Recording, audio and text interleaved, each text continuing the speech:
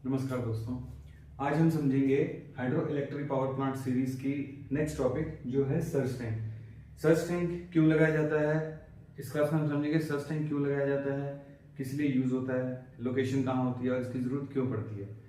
तो इसमें सबसे पहले हम एक अरेंजमेंट स्टडी करते हैं हाइड्रो इलेक्ट्रिक पावर प्लांट का, जो इलेक्ट्रिसिटी प्रोड्यूस करता है नॉर्मल वर्किंग कंडीशन के अंदर। ये रिजर्वायर है, डैम है, पेनस्टॉक दिखाया हुआ है इसमें, टरबाइन, कपलिंग, जनरेटर, नीचे ड्राफ्ट ट्यूब एंड टेलर जहां से पानी आउट हो जाता है। तो अब इस कंडीशन में ये ध्यान दो कि जो नॉर्मल वर्किंग कंडीशन में जो इलेक्ट्रिसिटी प्रोड्यूस कर रहा है ये पावर प्लांट, मतलब जो भी इसकी इफेक्टिव जो भी इसकी कैपेसिटी के हिसाब से जो इसकी इलेक्ट्रिसिटी प्रोड्यूस है नॉर्मल वर्किंग कंडीशन में वो ये काम कर रहा है। अब पानी का फ्लो जो है नॉर्मल तरीके से यहां पर आ रहा है। अब एक प्रॉब्लम अराइज होती है कि एकदम से इलेक्ट्रिसिटी की डिमांड कम हो जाती है। जैसे इलेक्ट्रिसिटी की डिमांड एकदम कम हो गई, अचानक से लोड कम हो गया, तो लोड कम हो गया मतलब कि हमें जनरेटर जो है उसने इलेक्ट्रिसिटी कम प्रोड्यूस करनी है। इलेक्ट्रिसिटी कम प्रोड्यूस करने के लिए टरबाइन के आरपीएम कम करने पड़ेंगे।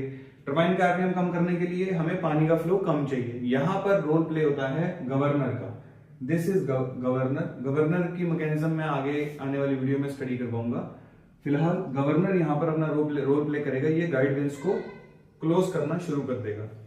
क्लोज करने से क्या होगा, पानी का फ्लो इधर कम हो जाएगा। लेकिन यहां पर एक प्रॉब्लम है। गवर्नर ने जब गाइड वेन्स को बंद करना शुरू किया तो जो पानी नॉर्मल अपनी काइनेटिक एनर्जी से, जो अपने हाई प्रेशर हाई वेलोसिटी से जो पानी यहां पर आ रहा था इसके इनपुट में, किसके, टरबाइन के इनपुट में, वो अचानक से बंद होने, एकदम से उसको प्रेशर वहां पर इंक्रीज मिलेगा, अचानक से बंद हो जाएगा। जैसे ही पानी जा रहा है और वहां पर एक बैरियर लग जाए तो क्या होगा, वहां प्रेशर इंक्रीज होना शुरू हो जाएगा, पानी यहां पर इकट्ठा होना शुरू हो जाएगा। तो सवाल आता है कि ये इकट्ठा एक्सेस वाटर ये जाए कहां।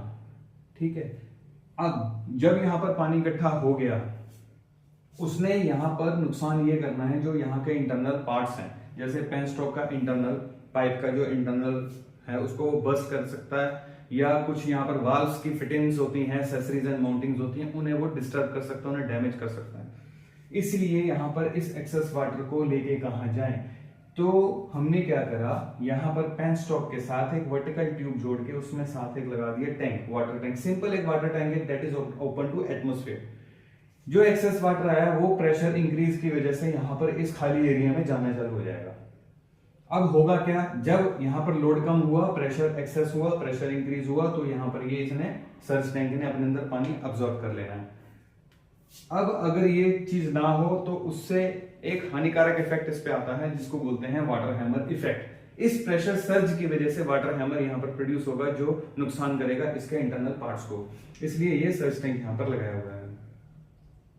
मतलब कि लोड फ्लक्चुएशंस जब हुआ और प्रेशर फ्लक्चुएशंस जब हुआ तो यहां पर सर्ज टैंक का इस्तेमाल हुआ और इसने एक्सेस वाटर को अपने अंदर ले लिया।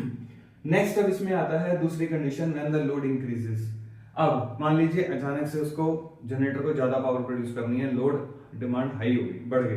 अब टरबाइन के आरपीएम ज्यादा हमें तेज चलाने हैं। तेज चलाने के लिए गवर्नर ने फिर अपना यहाँ पर रोल प्ले किया। गवर्नर ने यहाँ पर गाइड वेन्स को ओपन करना शुरू करा, जिसकी वजह से पानी और ज्यादा अंदर जाने लगेगा। लेकिन यहाँ पर एक प्रॉब्लम और है, इतनी दूर से रिजर्वायर से टरबाइन तक पानी आने में लगेगा टाइम, तो उस चीज को फुलफिल करने के लिए सर्ज टैंक ने अपना काम करना शुरू किया। जो इसके अंदर इंटरनल जो पानी एक्सेस आया था वो ही रिलीज होगा पहले, जैसे ही गाइडेंस खुलेगी, ताकि प्रेशर का जो फ्लो है, जो पानी का जो फ्लो है, इसका जो इनर्शिया है मेंटेन रह सके एक सर्टेन वैल्यू पर, इसका डिस्चार्ज मेंटेन रह सके जो टरबाइन को जाना है।